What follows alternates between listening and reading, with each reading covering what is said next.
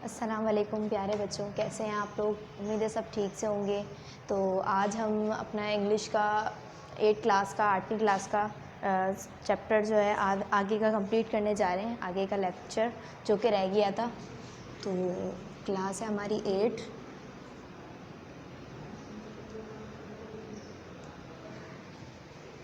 और उसका page number है 10।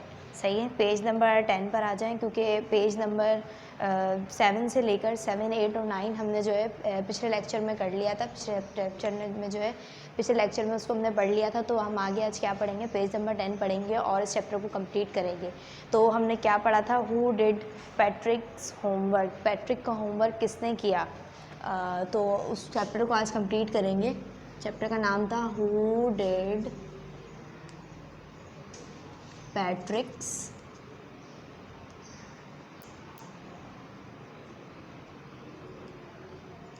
होमवर्क।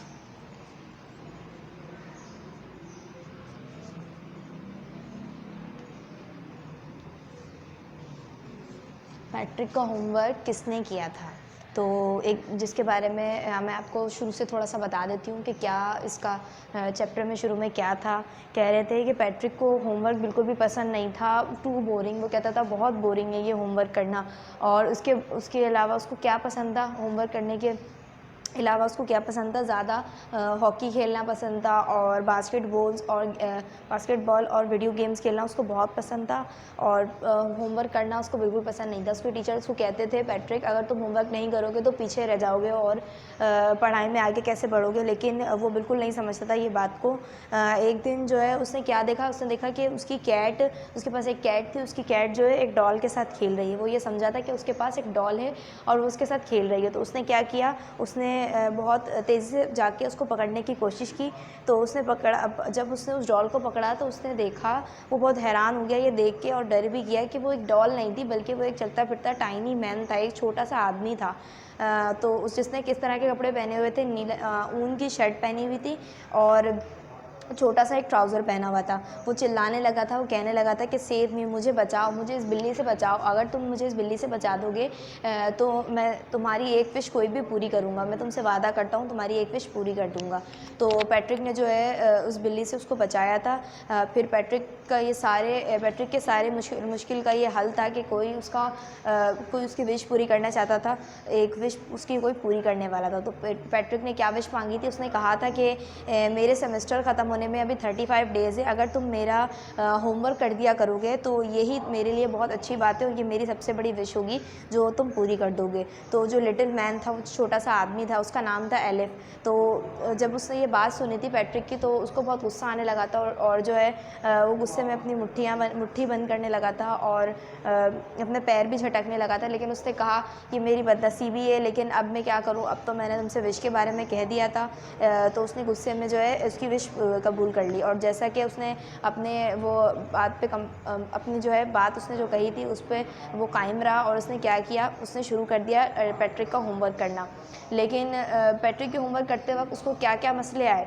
पहला मसला तो उसको ये आया कि उसको समझ में ही नहीं आ रहा था कि इसमें करना क्या है और लिखना क्या है इसके अंदर। तो वो हमेशा चिल्लाने लगता था और कहने लगता था, हेल्प मी, मेरी मदद करो पैट्रिक, मुझे कुछ भी समझ में नहीं आ रहा कि इसके अंदर क्या करना है। तो पैट्रिक ने उसकी किस तरह से मदद की, उसने जो है उस पैट्रिक को अपने साथ बैठा लिया और कहा कि मुझे एक डिक्शनरी लाकर दो और जो भी इसमें वर्ड लिखे हुए हैं उसको तुम ज़रा उसकी जो है साउंड निकाल के मुझे बताओ, ताकि मुझे पता चले कि इस बुक में क्या क्या लिखा हुआ है। तो लेकिन ये मसला तो हो गया कि जब तक वर्ड्स वाला काम था। लेकिन जब वो मैथ का होमवर्क करने पे आया तो उसको क्या मसले आए, तो वो बहुत चिल्लाने लगा कि व्हाट आर टाइम टेबल्स, अब ये टाइम टेबल्स क्या हैं, मुझे तो कुछ भी समझ में नहीं आ रहा। अब इसके आगे से हम शुरू करते हैं। सही है, पेज नंबर 10 पर हम आ जाते हैं। शुरू का ये था जो मैंने बता दिया था थोड़ा सा। अब पेज नंबर 10 पे लिखा हुआ है and addition and subtraction and division and fractions. उसको जो है मैथ में क्या क्या मसले आ रहे थे, कौन कौन सी चीज़ों में उसको मसले आ रहे थे। एडिशन में, जमा के सवाल में भी, सब्ट्रैक्शन में भी, डिवीजन और फ्रैक्शन के सवालात करने में उसको बहुत मसले आ रहे थे। तो उसको क्या चाहिए थी, इनमें पैट्रिक की मदद चाहिए थी। Here sit down. तो फिर उस छोटे आदमी ने क्या कहा, एलिफ ने क्या कहा पैट्रिक को कि यहाँ बैठो, इधर बैठ जाओ, बिसाइड्स मी, मेरे सामने बैठ जाओ। You simply must guide me, अब तुम ही ही मुझे गाइड कर सकते हो और तुम ही मुझे बता सकते हो उसके बारे में। पेज नंबर 10 पे चल रही हूँ मैं, 3rd लाइन पे, सही है। उसके बाद लिखा हुआ है Elif's know nothing of human history. Elif को जो कुछ भी नहीं पता था ह्यूमन हिस्ट्री के बारे में, कुछ भी उसको नहीं मालूम था, ना इन किताबों में जो लिखा हुआ था वो उसको कुछ भी समझ में नहीं आ रहा था। To them it's a mystery, उसके लिए ये सब एक मामे जैसा था, उसको कुछ भी समझ में नहीं आ रहा था। ये बिल्कुल एक मिस्ट्री थी, एक राज जैसा उसको लग रहा था, जो उसको कुछ भी समझ में नहीं आ रहा था कि इसमें क्या लिखा हुआ है। So the little elif already शाउटर just go louder, तो वो बहुत क्या करता था, इन चीज़ों को देखकर वो बहुत परेशान होने लगता था और चिल्लाने लग जाता था। गो टू द लाइब्रेरी, फिर उस लिटिल मैन ने क्या कहा, पैट्रिक को कहा कि गो टू द लाइब्रेरी जाओ, आई नीड बुक्स, मुझे बहुत सारी बुक्स की ज़रूरत है। मोर एंड मोर बुक्स, ज़्यादा से ज़्यादा बुक्स की ज़रूरत है। And you can help me read them too, और तुम भी मेरी मदद करोगे इन सारी बुक्स को पढ़ने में। यानी पैट्रिक एक ऐसा बच्चा था जिसको बुक्स पढ़ने से वैसे ही नफ़रत थी और होमवर्क करने से भी नफ़रत थी, पसंद नहीं था उसको ये काम। तो उस छोटे आदमी ने उसको क्या कहा कि तुम मेरे साथ बैठ के सारे सवालात भी कंप्लीट करवाओगे और होमवर्क करने में भी। अब पैट्रिक उसकी मदद करने लगा था, जबकि पैट्रिक को ऐसा लग रहा था कि सारा होमवर्क कौन कर रहा है, वो लिटिल मैन कर रहा है, लेकिन ऐसा बिल्कुल नहीं था। पैट्रिक भी अब उनकी मदद करने लगा था। उसके बाद 7वें पैराग्राफ पे आ जाते हैं। लिखा हुआ as a matter of fact, और हकीकत की बात ये थी, every day in every way, हर दिन हर तरीके से, that little Elif was an egg, हर दिन हर तरीके से जो लिटिल एलिफ छोटा एलिफ था वो फंसता ही जा रहा था और उसको कुछ भी समझ में नहीं आ रहा था। नेक का मतलब होता है किसी भी मसले के अंदर कंप्लेन करते करते उन चीज़ों में और भी उलझते जाना, ठीक है। Patrick was working harder than ever, Patrick जो है मदद कर रहा था बहुत ज़्यादा हार्ड, यानी बहुत बहुत ही मुश्किलात से मदद कर रहा था उसकी, और उससे भी ज़्यादा मेहनत कर रहा था। वो बहुत ज़्यादा हार्ड वर्किंग कर रहा था उन सारे होमवर्क को करने के लिए। Then ever and pass it a drag, और क्या हो रहा था ऐसा जैसा वो था पैट्रिक पहले बहुत ही नॉट इंटरेस्टेड था पढ़ने में, और क्या कैसा होता जा रहा था पैट्रिक अब, और पढ़ने में जो है और हार्ड मेहनत कर रहा था, बहुत ज़्यादा मेहनत करने लगा था वो। He was staying up nights, वो रातों को भी जागने लगा था। Had never felt so very, और वो कैसा बिल्कुल भी वो थका हुआ महसूस नहीं करता था, क्योंकि अब उसको ये सब जो है पढ़ के छोटे टाइनी मैन को देना था, इस वजह से वो क्या कर रहा था, वो सब कुछ पढ़ रहा था। वाज गोइंग टू स्कूल, और जब वो सुबह में उठ के स्कूल जाता था, with his eyes puffed and bleary, तो उसकी आंखें कैसी हो रही होती थी वो जब स्कूल जा रहा होता था, कैसी आंखों के साथ, बहुत ही भूली हुई निढाल आंखों के साथ, बहुत ही सुस्ती उसको हो जाती थी, क्योंकि वो रात को जाग रहा होता था और वो बहुत ज़्यादा मेहनत कर रहा था अपने होमवर्क के लिए और अपनी पढ़ाई के लिए, वो पहले से भी ज़्यादा पढ़ रहा था। तो अब पैराग्राफ नंबर 8 पर आ जाते हैं। लिखा हुआ है finally the last day of school arrived, finally यानी अब जाकर, फाइनली आखिरी दिन स्कूल का आ चुका है। And the elf was free to go, और फिलिप एलिफ भी जो है उसकी विश पूरी कर चुका था, जो कि उसकी विश थी कि उसका होमवर्क किया जाए, पैट्रिक की विश थी, तो एलिफ वो पूरा कर चुका था और अब वो फ्री हो गया था, यानी अब वो जो है जो उसकी विश थी वो कंप्लीट कर चुका था और अब वो फ्री हो चुका था, और अब वो वहाँ से जाने के उसमें था कि अब वो यहाँ से चला जाए। तो एज़ फॉर होमवर्क से देयर वाज नो मोर, अब होमवर्क बिल्कुल भी नहीं बचा था, क्योंकि 35 डेज़ जो हैं सेमेस्टर के कंप्लीट हो चुके थे और होमवर्क भी अब ख़त्म हो चुका था। So he quietly and sleepily slipped out the back door, तो वो खामोशी के साथ जो है कहाँ से चला गया, बहुत ही खामोशी के साथ और बहुत ही सीक्रेटली, यानी बहुत ही राजदारी के साथ उसने क्या किया, स्लिप होके पीछे से फिसल के जो है बैक डोर से चला गया। वो जो छोटा मैन था, टाइनी मैन था, उसने क्या किया, वो बिल्कुल खामोशी के साथ एलिफ को बताए बगैर वहाँ से चला गया और बहुत ही राजदारी के साथ वो पीछे के डोर से चला गया। अब पैराग्राफ नंबर 9 पे आ जाते हैं। Patrick got his A's, his classmates were amazed, Patrick ने जैसा सोचा था वो जो है पैट्रिक पा चुका था और उसने सारा होमवर्क अपना कर लिया था, और उसके जो क्लासमेट्स थे वो बहुत हैरान हुए, अरे ये क्या, ये पैट्रिक ने अपना होमवर्क कैसे कर लिया, वो तो बिल्कुल नॉट इंटरेस्टेड रहता था होमवर्क में, लेकिन किसी को भी ये नहीं पता था कि टाइनी मैन की वजह से उसने होमवर्क किया। लेकिन पैट्रिक क्या समझता था कि इस टाइनी मैन ने उसका होमवर्क किया, जबकि ज़्यादा मेहनत कौन कर रहा था, पैट्रिक कर रहा था। तो उसके बाद क्या हुआ, his teacher smiled and were full of praise, उसकी जो टीचर्स थी बहुत उससे खुश हुए पैट्रिक से और उसकी बहुत ज़्यादा तारीफ़ें की। एंड हिज पेरेंट्स, और उसके पेरेंट्स उनके उसके पेरेंट्स ने कैसा रिएक्ट किया। They wondered what had happened to Patrick. वो तो बहुत ही हैरान हुए कि पैट्रिक के साथ क्या हुआ अचानक कि उसने सारा होमवर्क कर लिया और अब सबकी नज़रों में वो इतना अच्छा बन चुका है। अब he was now the model kid. अब वो एक मिसाली बच्चा बन चुका था सबकी नज़रों में। क्लीन्ड हिज रूम, जो कि अपना रूम भी बहुत साफ़ रखता था। डिड हिज कोरस, और अपने सारे काम को भी कंप्लीट रखता था। रोज़ाना के जो काम थे, कोरस कहते हैं डेली का काम डेली कर देना बगैर बोर हुए और बगैर टाल मटोल के वो सारे काम कर देता था। वाज चेयरफुल, और अब वो कैसा रहता था, बहुत ही चेयरफुल और बहुत ही रिलैक्स रहता था। नेवर रूड, कभी भी किसी पर गुस्सा नहीं करता था। Like he had developed a new attitude. He develop an whole new attitude. और उसने क्या किया था, अब वो बिल्कुल कैसा हो चुका था, बिल्कुल नया एटीट्यूड उसने अपनी ज़िंदगी में पैदा कर लिया था और बिल्कुल अपनी लाइफ को बिल्कुल चेंज कर लिया था उसने। और वो बिल्कुल अब पढ़े लिखे जैसे बच्चे होते हैं बिल्कुल वैसा हो गया था। अब पैराग्राफ नंबर 10 पे आ सकते हैं, आप लोग आ जाएँ सब। यू सी, क्या आप लोगों ने देखा इन द एंड कि आखिरी में क्या हुआ। Patrick still thought he made that tiny man do all is homework. Patrick अब तक ये समझ रहा है कि टाइनी मैन ने उसका सारा होमवर्क किया है।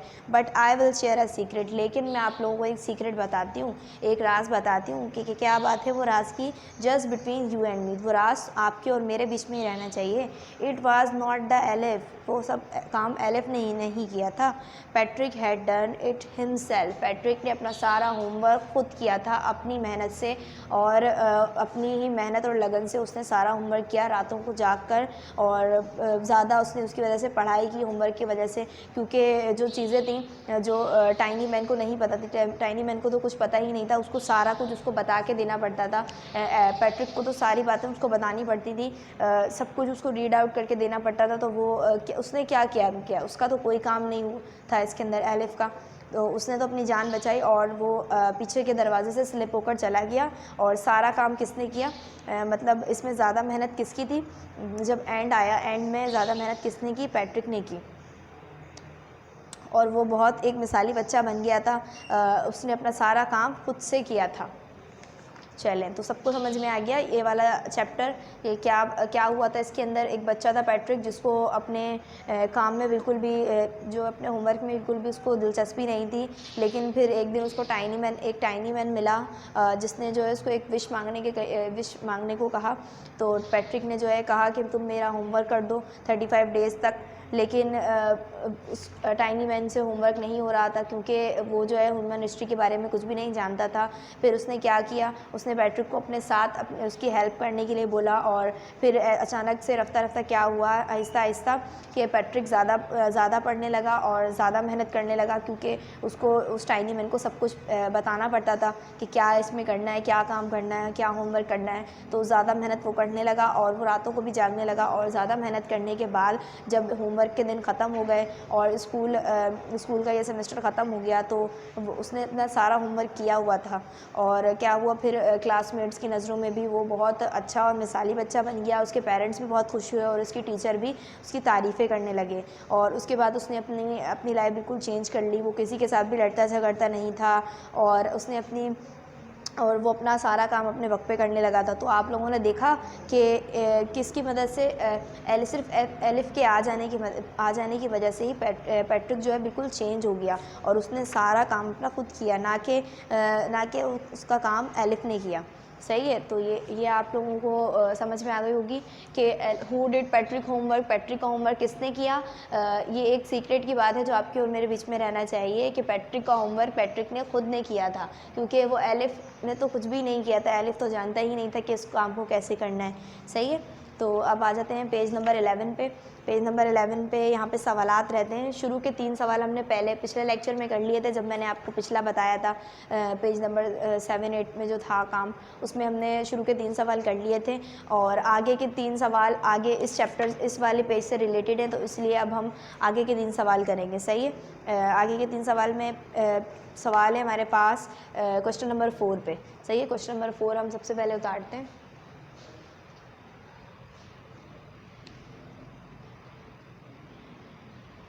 क्वेश्चन नंबर 4 में कह रहे हैं in what subjects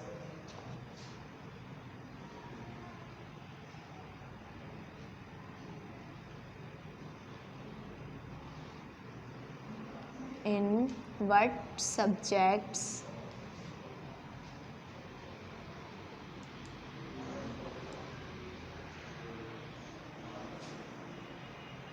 did the little man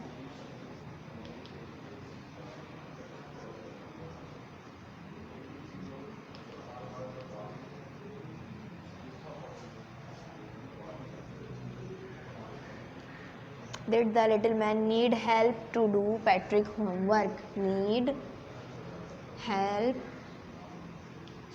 to do Patrick homework.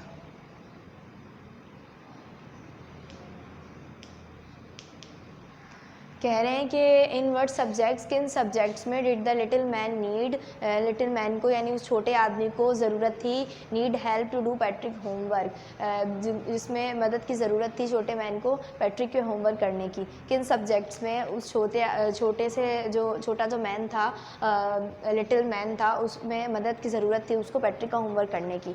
तो इसका आंसर इसके साथ जो है मैंने आपको जैसे पहले भी बताया था कि पैराग्राफ डले हुए होते हैं आपकी गाइड के लिए, ताकि समझ में आ जाए कि इसका आंसर आपको कहाँ से मिल सकता है।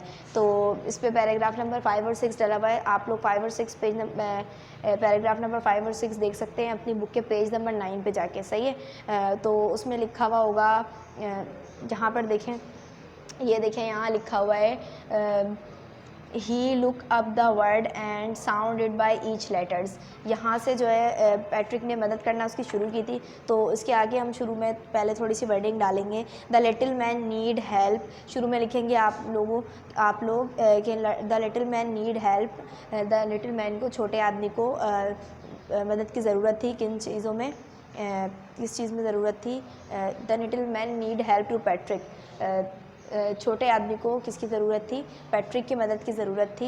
ही सैड टू पैट्रिक, तो उसने पैट्रिक से कहा लुक अप द वर्ड, इन लफ्ज़ों को देखो, and sound it out by each letters, और उसके बाद क्या करो, इन हर लेटर का साउंड निकाल के मुझे बताओ, तो मुझे पता चले कि क्या लिखे हुए हैं। ये 2 लाइन्स पहले आप लोग ये लिख लेंगे। उसके बाद क्या लिखेंगे, when it come to maths, फिर जब वो मैथ पर आया, Patrick was out of luck, Patrick जो है पैट्रिक को और उसकी मदद करनी पड़ी। व्हाट आर टाइम टेबल्स, फिर द एलिफ श्रीक्स, एलिफ जो है कहने लगा था कि टाइम टेबल क्या है। He also need help in addition and subtraction and division and fractions, he also need help in addition subtraction division and fractions. इन सारे सब्जेक्ट्स में जो है मैथ्स में सारे कामों में जो है पैट्रिक को उसकी मदद करनी पड़ी। तो आप लोग इसका सवाल का जवाब जो है अपनी वर्डिंग में भी लिख सकते हैं, और थोड़ी सी मैंने हिंट भी दे दी है कि आप लोग क्या क्या लिख सकते हैं। पहले जो है वर्डिंग लिखेंगे आप लोग, the little man need help to do Patrick homework, so he said to Patrick, तो उसने पैट्रिक से कहा कि मुझे इन वर्ड्स के बारे में बताओ साउंड निकाल के। तो फिर जब वो मैथ पर आया तो क्या टाइम टेबल क्या होते हैं उसने चिल्ला के पैट्रिक से कहा। तो उसके बाद उसको क्या क्या हेल्प करनी पड़ी, he also need help in addition subtraction division and fractions, और उसको और किन चीज़ों में मदद करनी पड़ी, पैट्रिक को किन चीज़ों में उसकी मदद करनी पड़ी, छोटे लिटिल मैन की एडिशन सब्ट्रैक्शन डिवीजन और फ्रैक्शन में भी उसको मदद करनी पड़ी। सही है, तो क्वेश्चन नंबर 4 का आंसर उम्मीद है सब लिख लेंगे, थोड़ा बहुत तो क्लियर हो गया होगा, बाकी आप लोग अपनी वर्डिंग में इसका आंसर लिख सकते हैं। सही है, पैराग्राफ नंबर 5, 6 और 7 में से देखकर इनकी मदद से पैराग्राफ नंबर 5 और 6 में से आप लोग आसानी से जो है इस क्वेश्चन का आंसर लिख सकते हैं। सही है, इसका आंसर यहाँ लिखने के बाद क्वेश्चन नंबर 5 करेंगे। सही है, क्वेश्चन नंबर 5 में कह रहे हैं how did Patrick help him, Patrick ने उसकी मदद कैसे की, किसकी, छोटे आदमी की, यानी कि वो लिटिल टाइनी मैन की मदद कैसे की थी पैट्रिक ने, अब ये बताना है आपको। सही है, पहला सवाल यहाँ पे सवाल लिख देते हैं पहले, how did Patrick help him, Patrick ने एलिफ की मदद कैसे की थी। तो इसका आंसर देख सकते हैं, जैसा कि आप लोग यहाँ पे पैराग्राफ नंबर 7 की हेडिंग डली हुई है। सही है, तो पैराग्राफ नंबर 7 पे आके देखेंगे लिखा हुआ होगा यहाँ से every day in every way, हर दिन हर तरीके से। Little Elif was an egg, छोटा जो लिटिल एलिफ था वो जो है और भी मसलों में फंसता जा रहा था। पैट्रिक हेल्प हिम, पैट्रिक ने उसकी मदद की। He was working harder than ever, और वो ज़्यादा मेहनत करने लगा। इट वाज अ ड्रैग, और ये भी उसके लिए बहुत नया था, क्योंकि पैट्रिक के लिए भी ये सब कुछ बहुत नया था, क्योंकि वो पहले बहुत ही अनइंटरेस्टेड था। So he was staying up nights, उसने रातों को जागा। Had never felt so very, और उसने बिल्कुल भी थका हुआ महसूस नहीं किया। Was going to school, his eyes puffed and bleary, और जब वो स्कूल जाने लगा था तो उसकी आंखें बिल्कुल निढाल हो गई थी, क्योंकि वो रातों को बहुत जाग रहा था और बहुत ज़्यादा मेहनत की थी उसने। इस तरीके से पैट्रिक ने उस एलिफ की जो है मदद की थी। तो इसका आंसर आप लोग पैराग्राफ नंबर 7 में से पूरा कर सकते हैं लिखना चाहें तो, या यहाँ से लिख सकते हैं every day in every night, every day in every way, हर दिन हर तरीके से छोटे आदमी की जो है उसने मदद की थी। पैट्रिक ने जिस तरह से मदद की थी, he was working harder than ever, उसने जो है बहुत काम किया था, बहुत ही सख्त मेहनत की थी पहले से भी, और वो रातों को जागा था। ब्लेयरी तक आप लोग उसका आंसर लिख सकते हैं, सही है, अपनी वर्डिंग में भी लिख सकते हैं। आगे क्वेश्चन नंबर 6 पे आ जाएं ज़रा।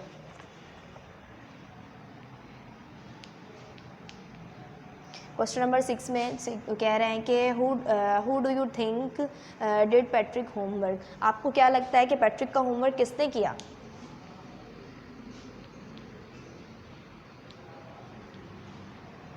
Who do you think did पैट्रिक्स homework?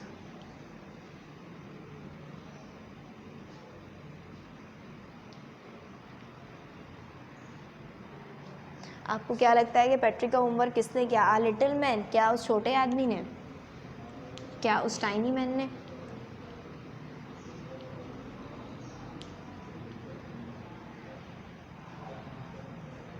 और पैट्रिक हिमसेल्फ, या पैट्रिक ने खुद किया था?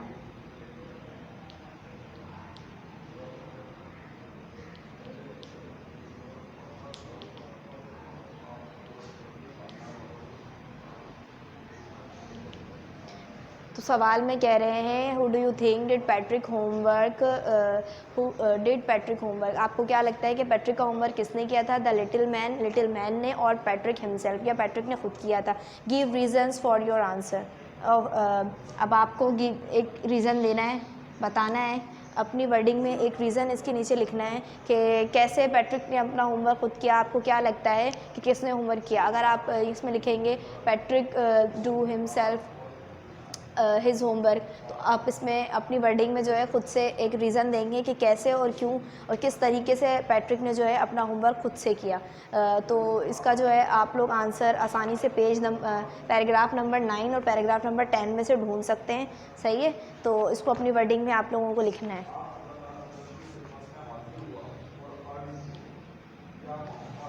Give reason for your answer, अपने आंसर का रीज़न खुद देंगे सब।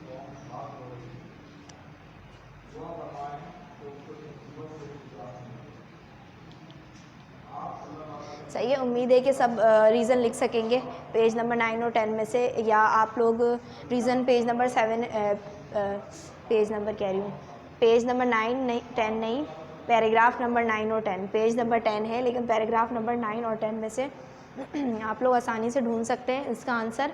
पैराग्राफ नंबर 7 8 में से भी इसकी हेल्प ले सकते हैं, और इसके अंदर एक रीज़न देना है आप लोगों को और बताना है कि पैट्रिक ने अपना होमवर्क क्यों, कैसे और किस तरह से किया, सही है। इसके बाद अगला काम आप लोगों को करना है, ये वाला काम आप लोग कर लेंगे, सारे सवाल कर लेंगे तीनों।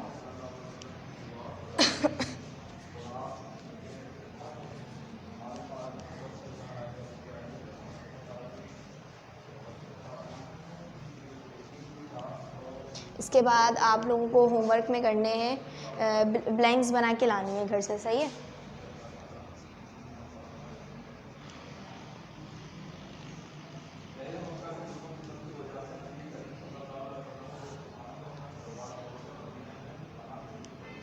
होमवर्क में भी आप लोगों को क्या करना है, ब्लैंक्स बना के लानी है। अब ब्लैंक्स का क्या मतलब होता है, सबसे पहले तो ये समझ लेते हैं, सही है। ब्लैंक्स आप लोगों को कम से कम 10 ब्लैंक्स निकालनी है इस पूरे चैप्टर में से, सही है। 10 ब्लैंक्स आप लोगों को निकालनी है, ज़्यादा से ज़्यादा 10 ब्लैंक्स होनी चाहिए, क्योंकि ये बहुत बड़ा चैप्टर है। पेज नंबर 7 से आप लोग अपनी बुक से ढूंढना शुरू करेंगे और पेज नंबर 10 तक आप लोग आएंगे तो 4 पेजेस हैं इसके अंदर, सही है। 4 पेजेस में से आप लोगों को 10 ब्लैंक्स निकालनी है, मेरे ख्याल से ज़्यादा ही निकल सकती हैं, लेकिन कम से कम 10 ब्लैंक्स तो आप लोगों को निकालनी है। अब ब्लैंक्स का क्या मतलब होता है, पहले तो ये समझ लेते हैं। ब्लैंक्स का मतलब ये होता है कि पूरा एक जुमला कंप्लीट हो रहा हो, पूरे एक जुमले में एक बात कंप्लीट हो रही हो और उसके अंदर एक ब्लैंक, एक ऐसी जगह खाली हो, एक ऐसा ब्लैंक खाली हो जिसके अंदर एक वर्ड ही आना चाहिए और ऐसा वर्ड आना चाहिए जो इस बुक से, इस चैप्टर से रिलेट करता हो, सही है। जैसा कि मैं आप लोगों को अभी एक एग्जांपल देती हूँ।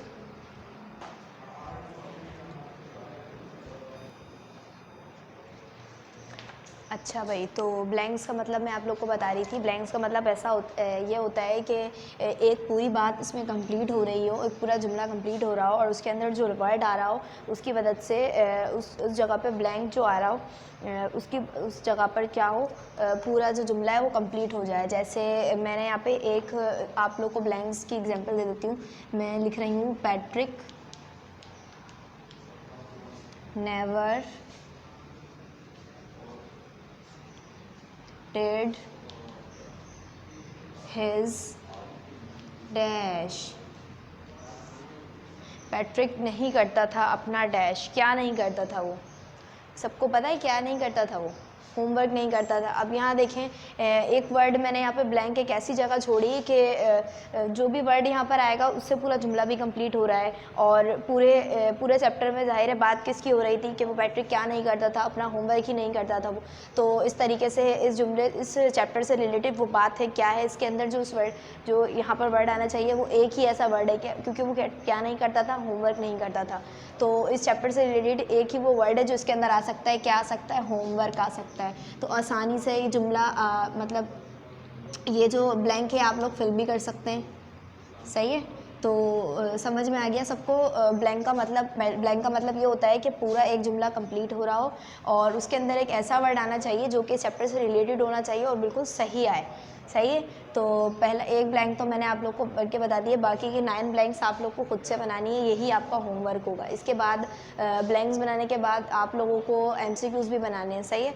तो 10 MCQs भी आप लोग को बनाने हैं। उसमें एक MCQ मैं आप लोग को बता देती हूँ एग्जाम्पल दे के। MCQs भी आप लोगों को कितने बनाने हैं, 10 बनाने हैं, सही है।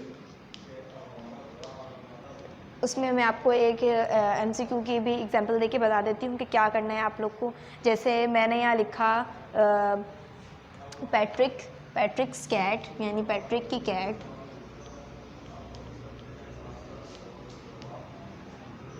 पैट्रिक्स cat was playing with. Patrick की कैट खेल रही थी, किसके साथ खेल रही थी भाई, पैट्रिक की कैट। अब हम यहाँ पे कुछ 3 ऑप्शन देंगे, 3 या 4 जितने भी ऑप्शंस देने हो, ठीक है। और ऑप्शन बिल्कुल ऐसे होने चाहिए जो एक दूसरे से बिल्कुल रिलेट करते हों और एक दूसरे से बिल्कुल मैच करते हुए हों कि अगर चैप्टर से हटके वो बात अगर दूसरी हो तो क्या हो, वो ऑप्शन बिल्कुल सही भी हो सकता है लेकिन चैप्टर से रिलेटेड वो ऑप्शन गलत हो, सही है। चैप्टर से रिलेटेड जो उसके अंदर बात हो रही है वो बात से में एक ही लफ्ज़ उसमें आना चाहिए। जैसे कि पैट्रिक की कैट खेल रही थी, किसके साथ खेल रही थी, आ लिटिल डॉल, क्या एक छोटी सी डॉल के साथ खेल रही थी।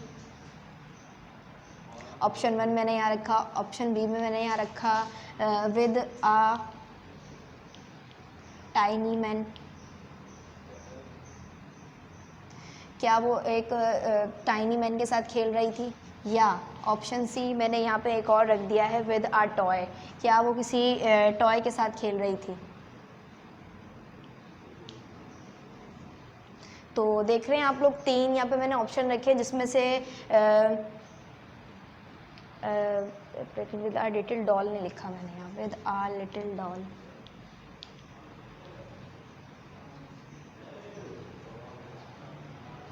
तो अब आप लोग यहाँ देख सकते हैं कि मैंने 3 ऑप्शन इस तरह